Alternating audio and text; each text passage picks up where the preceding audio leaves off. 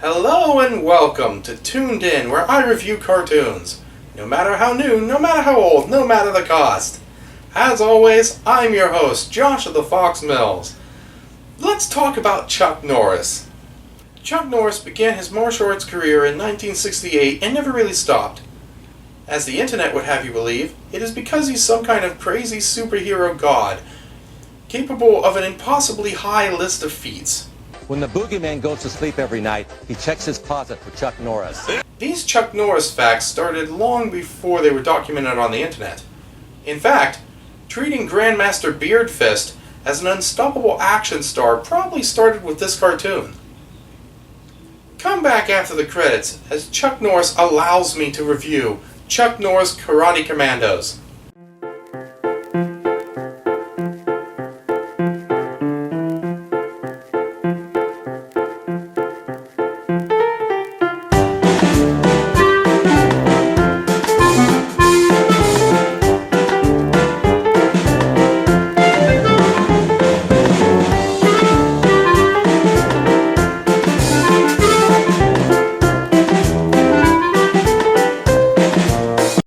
The shortest run show I have reviewed yet, Chuck Norris Karate Kommandos, spelled with a K, began and ended in September of 1986 and was only 5 episodes long. Don't feel bad for Chuck, seriously, he'll kill us all.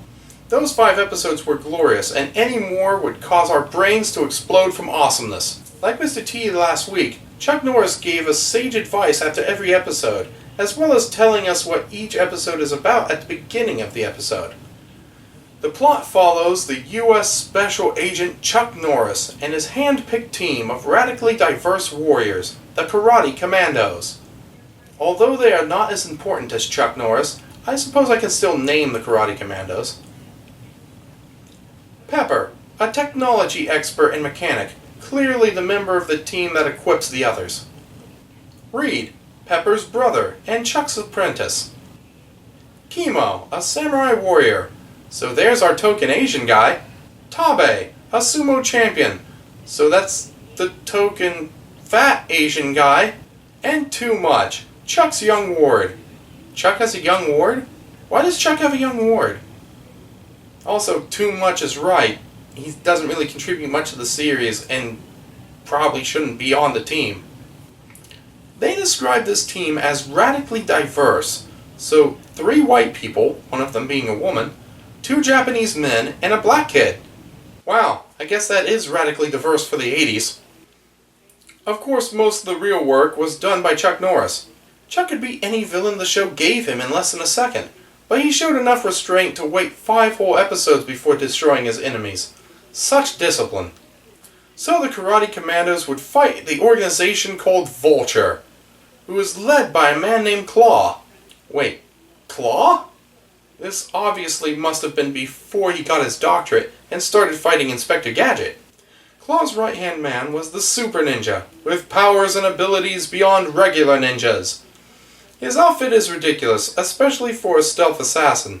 Then again, he's a Super Ninja, not a normal ninja. The whole series was full of that ridiculous over-the-top action that you just come to expect around Chuck Norris. In the last episode, Chuck finds himself fighting zombies because nothing alive could stop Chuck Norris.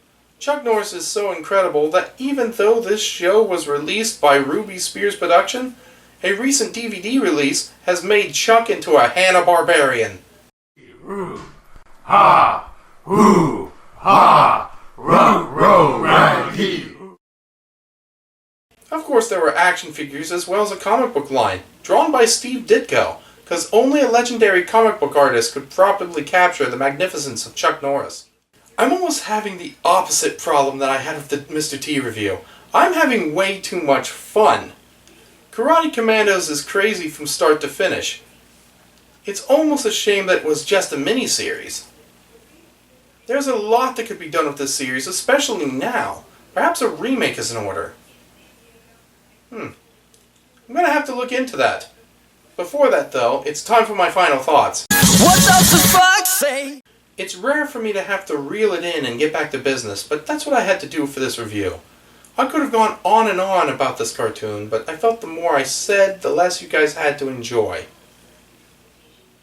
I do recommend you do check out the series though.